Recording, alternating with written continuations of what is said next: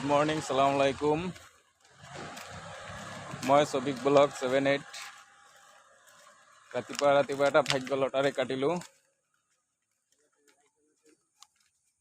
কেৰালাৰ লটাৰী হয়। ইয়াত ফাৰ্ষ্ট প্ৰাইজ 75 লাখ। চাওঁ কি হয়।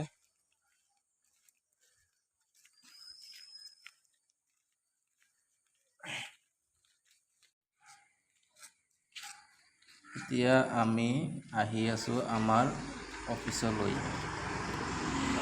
আহিছোঁ। আমাৰ ইয়াতে পাৰ্চনেলি দুটা মালিক হয়।